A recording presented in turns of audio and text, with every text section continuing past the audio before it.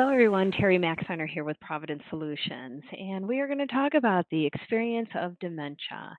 And the experience of dementia is going to be a short webinar that you will have available to watch. But if you should have any questions about this, please email me at info@providencelifesolutions.com, info@providencelifesolutions.com. And of course, I can always be reached by phone 708-342-8090. So I thank you for joining us on the experience of dementia. And what this is about is eliminating the stigma. So we've got some things that we're going to discuss real quick, and we want to eliminate that stigma because that stigma can be just what it's going to take not to move forward with either diagnosis or care planning. Um, we have to really be cognizant of what that post-diagnosis. So I've been diagnosed. What's it going to look like for my life after I have been diagnosed? And how is that going to affect the people in my circles, whether it's my close family and friends, my church, my community? What's that going to look like? And that erosion of independence, some things are going to change in my life with this disease.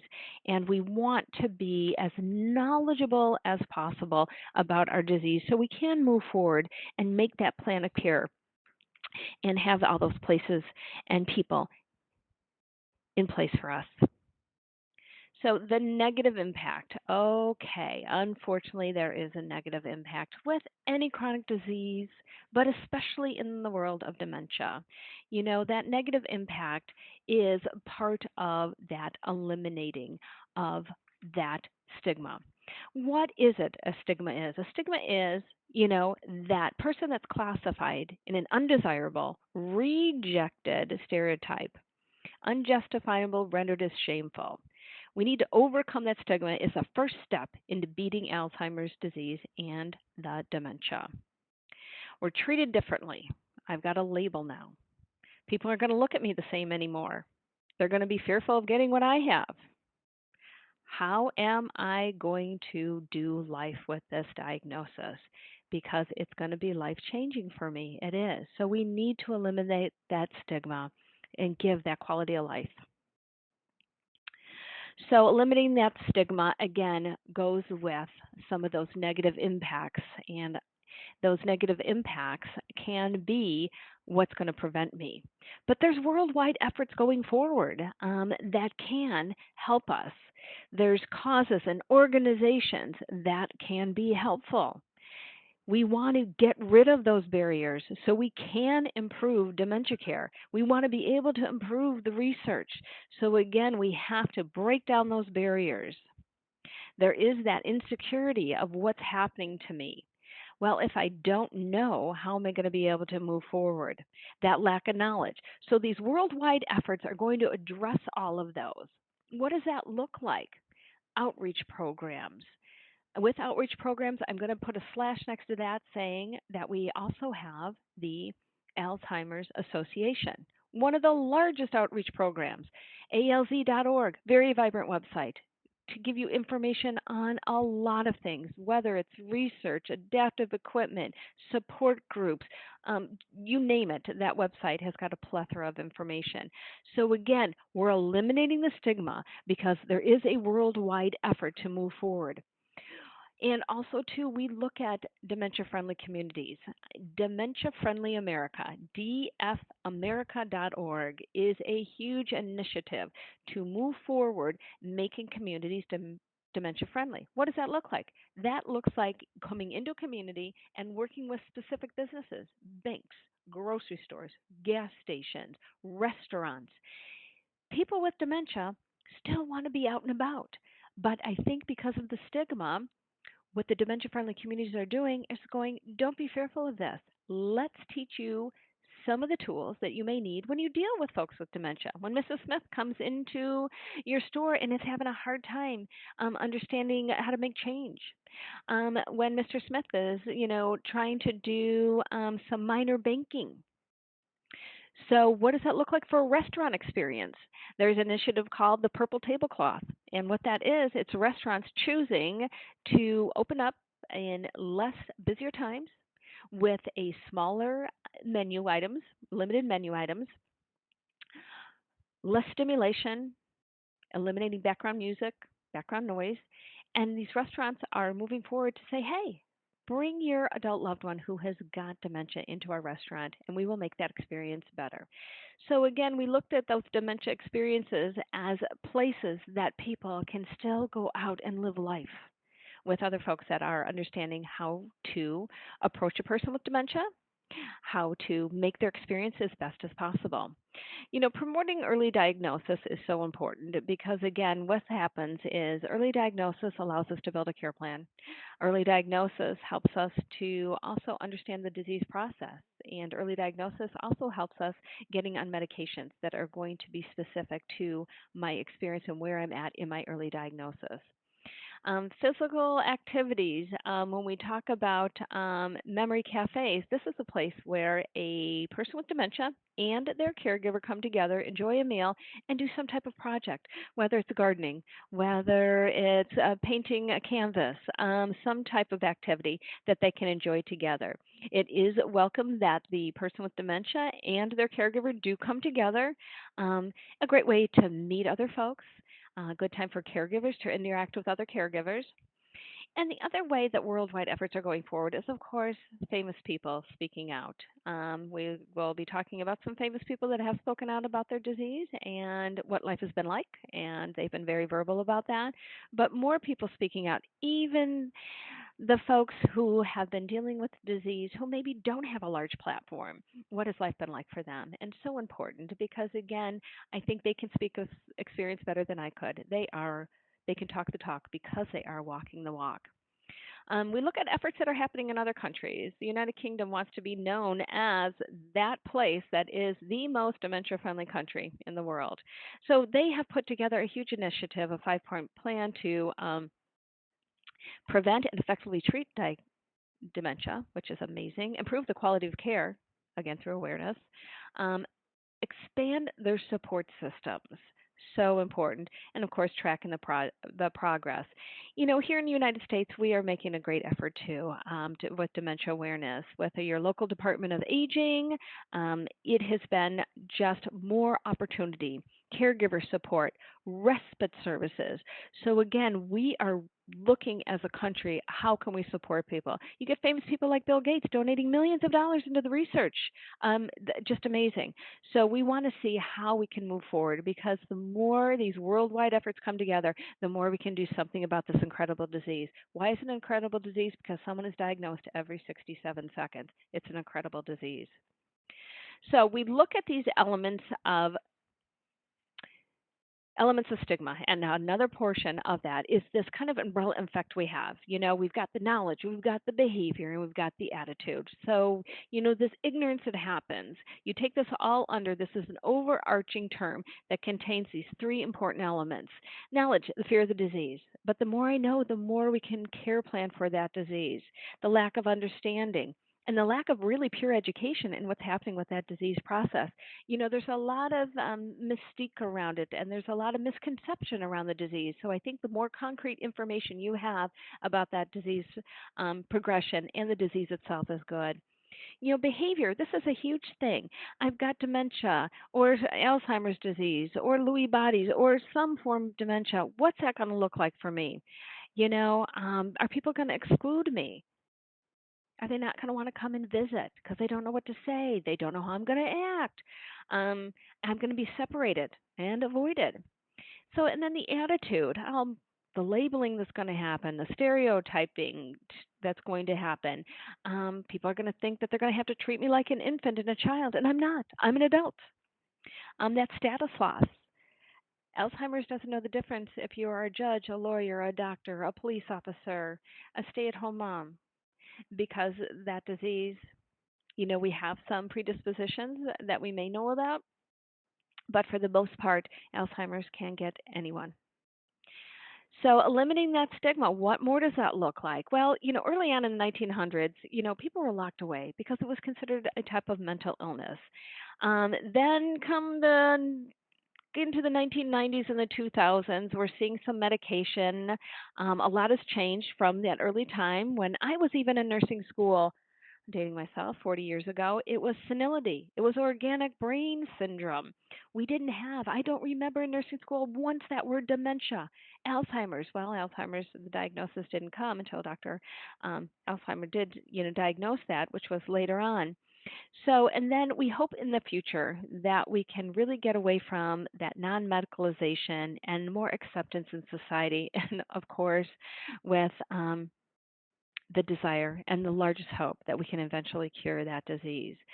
So, again, we can't minimize how that disease is affecting people because if someone is being diagnosed every 67 seconds, it's affecting many, many people. The baby boomers now are the largest amount of people that are occupying our United States. It's our biggest population.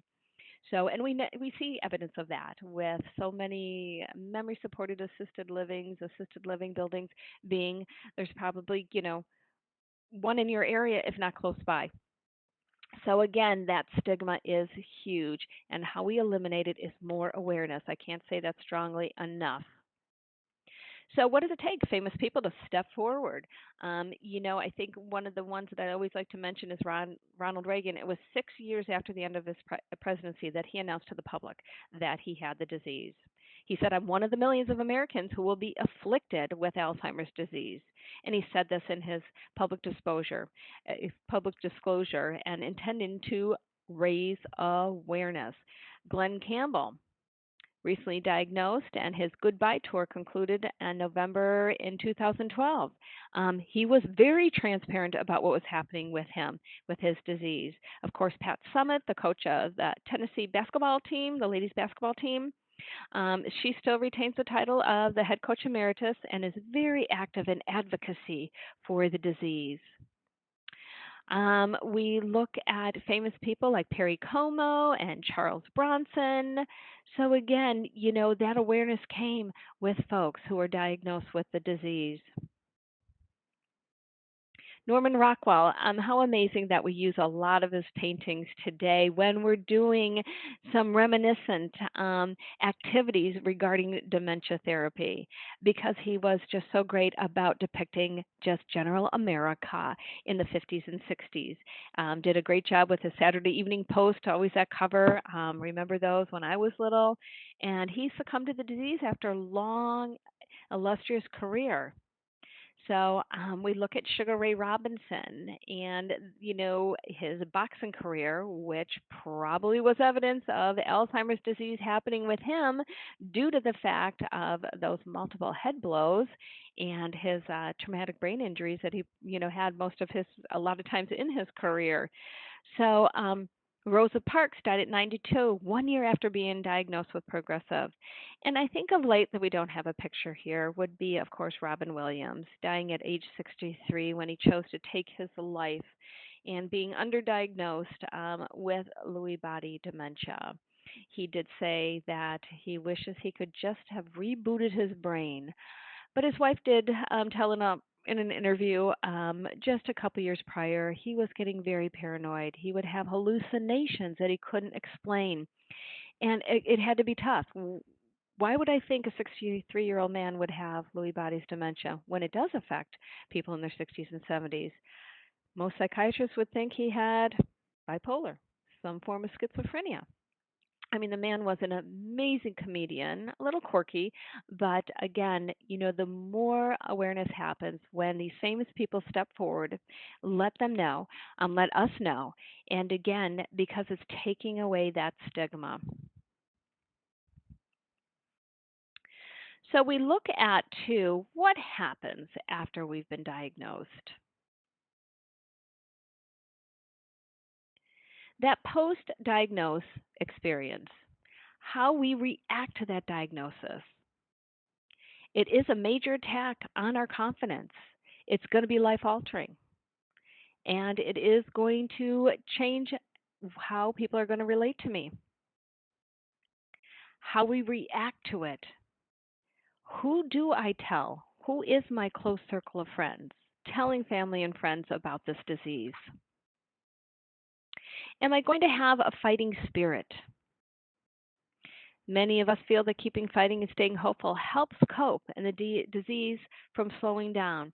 How involved am I going to be in my disease? Am I going to take initiative about knowing as much as I can?